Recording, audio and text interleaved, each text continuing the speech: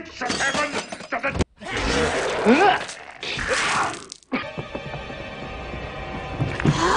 Hai guys, kembali lagi di channel 247 Cinema. Kali ini saya mencoba merangkum film yang berjudul The Exorcist. Film ini dirilis pada tahun 1973. Saya doakan bagi para penonton sehat selalu, dimurahkan rezeki dan diberi umur panjang. Kertas karton pohon anggur, semoga para penonton dapat terhibur. Film diawali di sebuah rumah tepatnya di kota Johnstown. Seorang ibu yang bernama Chris McNeil terbangun dari tidurnya karena mendengar suara gaduh di atas loteng. Lalu pergi ke kamar anaknya yang bernama Regan yang ternyata sedang tidak tidur pulas.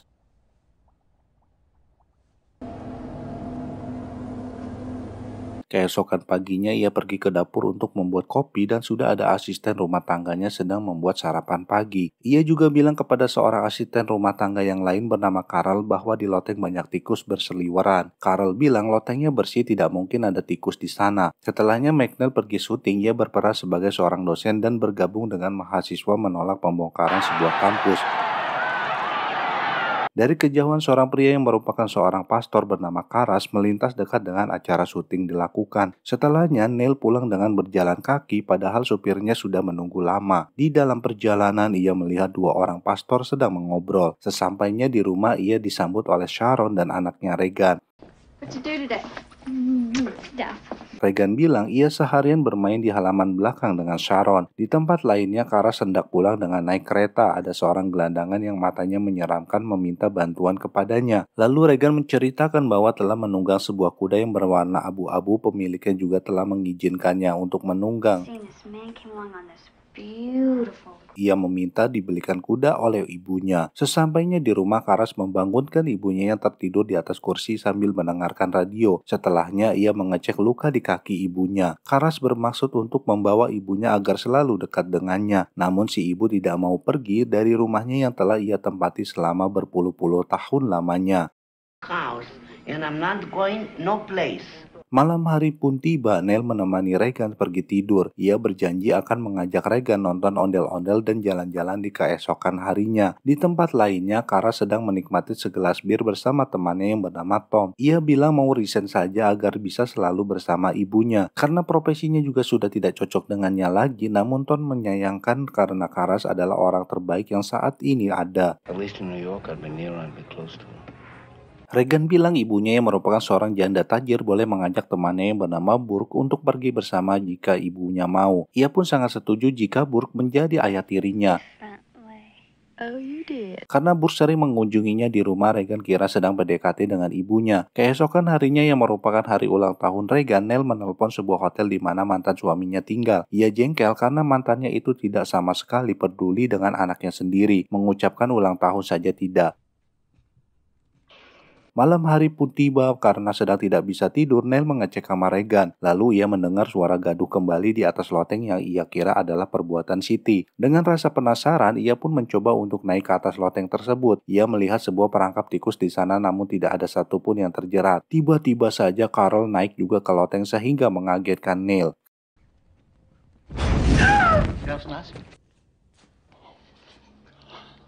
Keesokan harinya Neil mengajak Regan untuk periksa ke dokter. Terlihat Regan yang murung tidak seperti biasanya. Saat dokter mengukur suhu tubuhnya, Regan malah marah-marah. Pertanyaan dokter juga tidak direspon olehnya, malah ia sedikit kesal oleh dokter tersebut lalu bertingkah aneh. Bergerak-gerak tidak jelas dan terduduk, sampai-sampai suster yang melihatnya merasa aneh.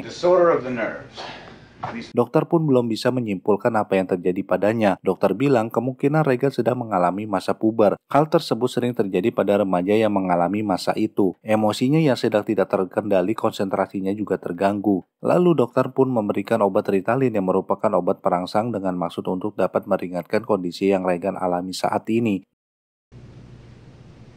I can't believe it. Neil bilang Regan akhir-akhir ini suka berbohong, mengatakan tempat tidurnya sering bergoyang dan bergerak. Padahal yang ia ketahui anaknya tidak pernah berbohong kepadanya. Di tempat lainnya, Karas menjenguk ibunya di rumah sakit jiwa karena pamannya membawa ibunya ke sana dengan alasan si ibu mengalami pembengkakan otak sehingga mempengaruhi tindakannya. Tidak mau diperiksa oleh dokter, berteriak-teriak sendiri, bahkan berbicara dengan radio. Rumah sakit umum juga tidak bisa memberikan jaminan karena tidak memiliki uang yang cukup.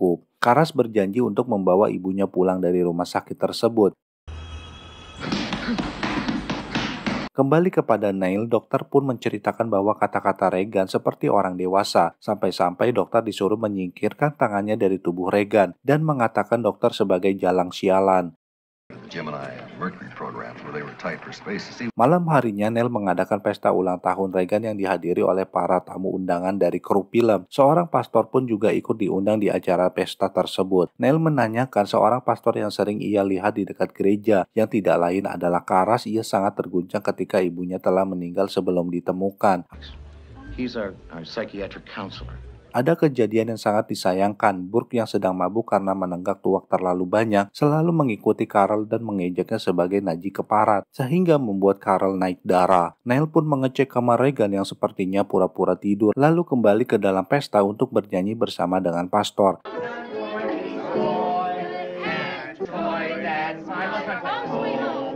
Tiba-tiba saja datang Regan mengatakan akan datang ajalmu kepada salah seorang tamu dan ia pun mengompol. Seketika suasana pun menjadi hening. Selanjutnya Neil pun memandikan Regan lalu menemani ke kamarnya dan menyuruhnya untuk segera tidur.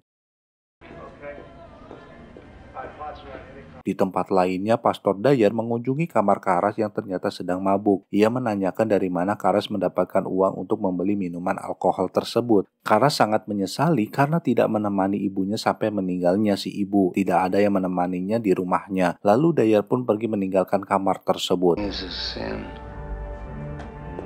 Karas pun bermimpi bertemu dengan ibunya, tetapi ibunya malah pergi meninggalkannya. Neil pun keluar dari kamar untuk turun ke ruang pesta kembali. Tiba-tiba saja Regan berteriak yang ternyata tempat tidurnya bergoyang sendiri membuat Regan sangat ketakutan. Neil pun segera mendekapnya.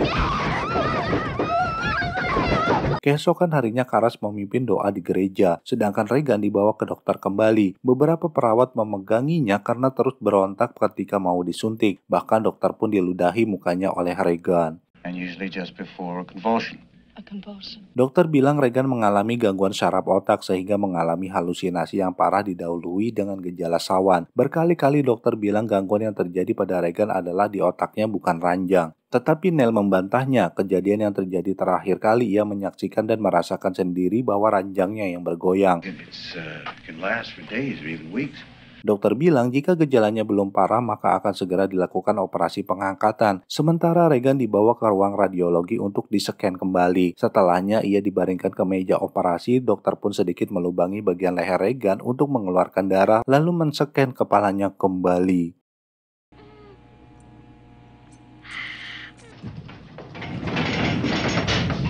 Sungguh aneh, hasil scan tidak menunjukkan apa-apa, semua terlihat normal. Tiba-tiba Neil menelpon agar dokter segera datang ke rumahnya. Terlihat Regan sedang ajrut-ajrutan di atas tempat tidur. Kedua dokter yang datang hanya bisa melongok melihatnya. Regan meminta tolong kepada ibunya karena sesuatu yang tidak kasat mata akan membunuhnya. Ternyata Regan sedang kesurupan.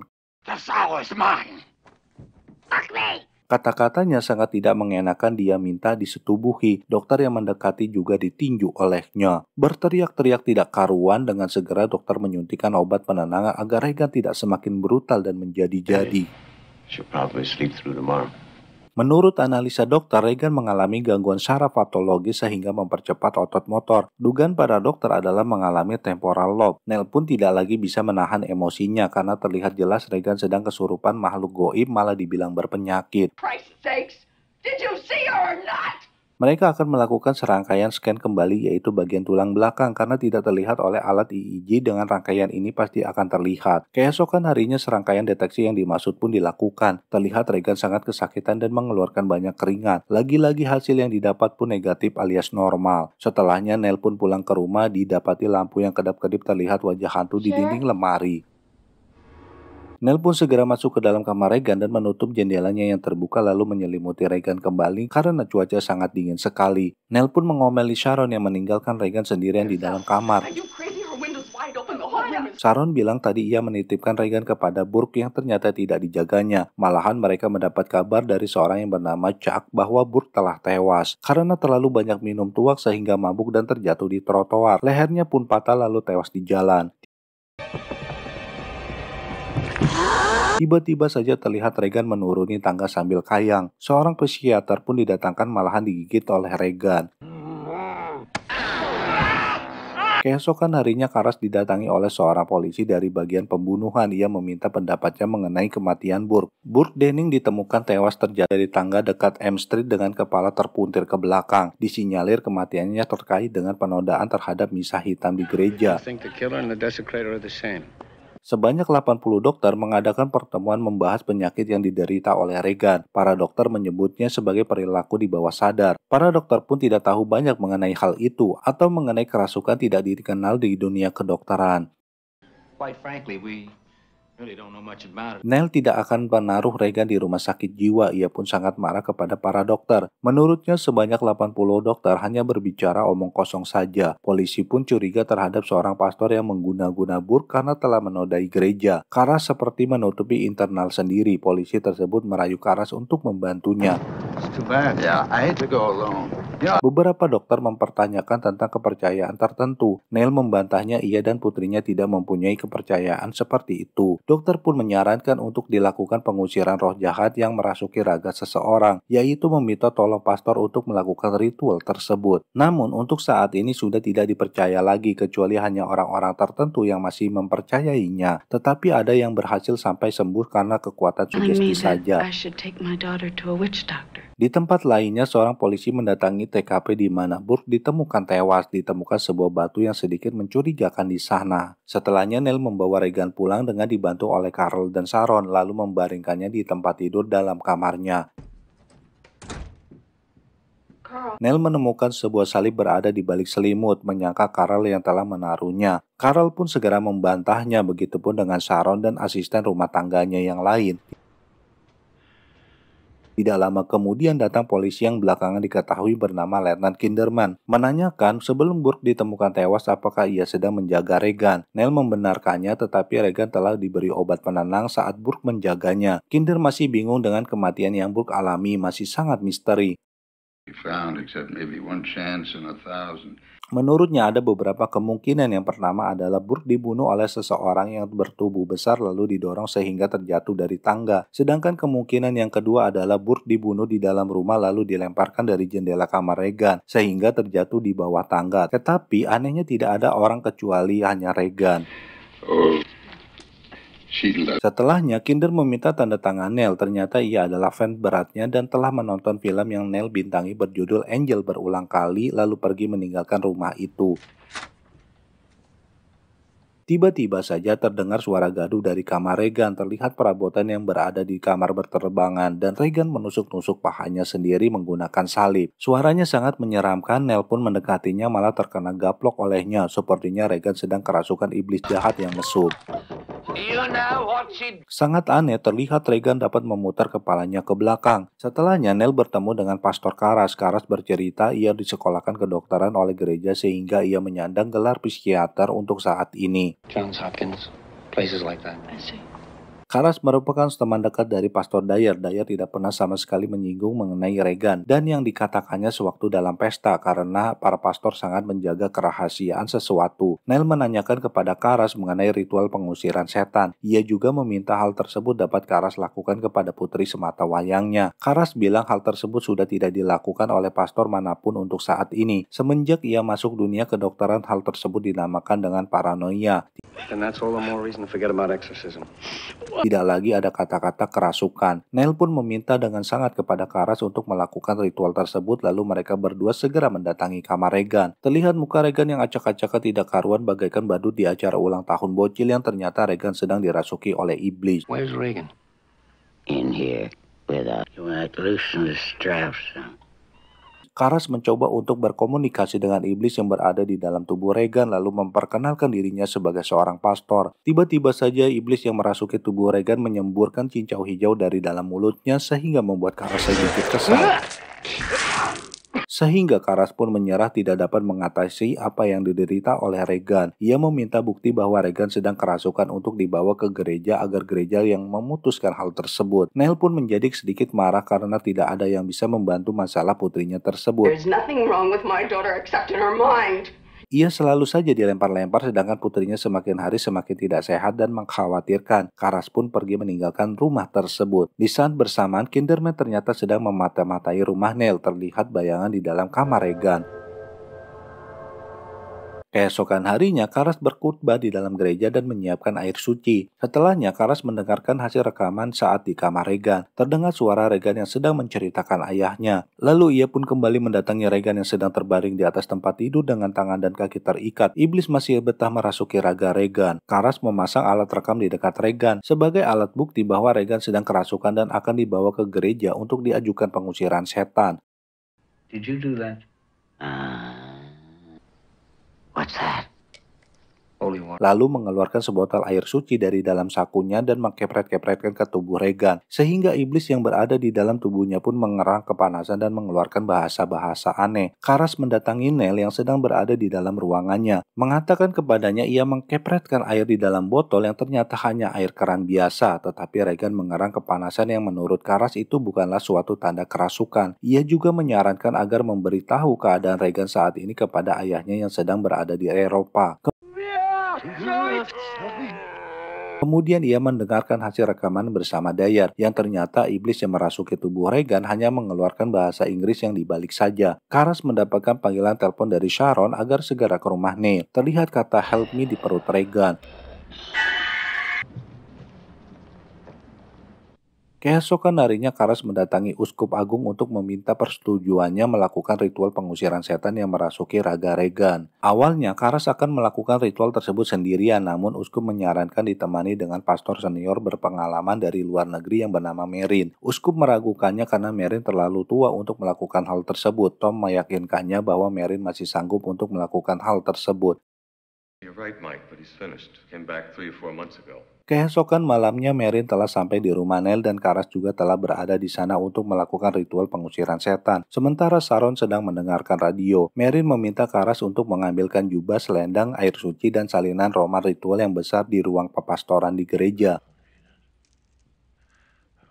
Lalu Merin berdoa sejenak sambil menunggu Karas datang kembali. Nell pun menyuguhkan minuman untuknya. Tidak lama kemudian datang Karas membawa sebuah perlengkapan. Mereka berdua segera berganti kostum untuk melakukan ritual tersebut. With the truth to attack us. Merin berpesan agar menghindari percakapan dengan iblis yang bersemayam di dalam tubuh Regan karena pada dasarnya ia adalah pembohong. Jangan mendengarkan dan mempercayainya. Terlihat Regan terbaring di tempat tidur dengan wajah yang sangat menyeramkan dan menyuruh mereka berdua untuk menjauh darinya. Stick your cock up her ass, you mother. Merin pun segera melakukan ritual tersebut dengan dibantu oleh Karas. Iblis tersebut terlihat kepanasan dan mulai berkata-kata yang tidak jelas. Semakin Merin bacakan doa, iblis tersebut semakin kepanasan dan meronta-ronta sampai-sampai tempat tidur pun bergoyang-goyang. Holy Lord, Almighty Father, everlasting. Amen. Oh Lord, hear my prayer. Tiba-tiba saja tempat tidurnya melayang lalu bergoyang-goyang kembali. Iblis pun menyuruh mereka berhenti membacakan doa. Sejenak iblis tersebut terdiam. Dari dalam mulut Regan keluar cairan hijau seperti cincau. See the cross of the Lord. Begone, you horse. You flung heights of heaven to the... Aneh sekali Regan dapat memutar kepalanya sampai 360 derajat. Ruangan pun bergetar seperti terjadi gempa dan tubuh Regan melayang di udara. Holy water. Merin bersama Karas terus melakukan pengusiran sambil mengkepretkan air yang berada di dalam botol ke tubuh Regan. Tiba-tiba kamar bergetar kembali sampai-sampai Merin terjengkang. Karena kelelahan, mereka berdua beristirahat sejenak. Sampai sejauh ini, iblis tersebut belum menyerah dan meninggalkan tubuh Regan. Memang tujuan iblis sengaja membuat Merin bersama Karas menyerah dan putus asa dalam melakukan ritual tersebut. The possibility that God could love us. Karas mendatangi kamar Regan, kembali terlihat ruh ibunya sedang duduk di atas tempat tidur. Sedangkan Merin pergi ke toilet untuk meminum obatnya. Iblis tersebut menyerupai ibunya. Merin memperingati Karas agar tidak mendengarkannya karena dia adalah iblis yang selalu berbohong. Merin menyuruh Karas untuk keluar kamar sementara dirinya melakukan ritual sendiri dengan mencipratkan air yang berada di dalam botol ke tubuh Regan.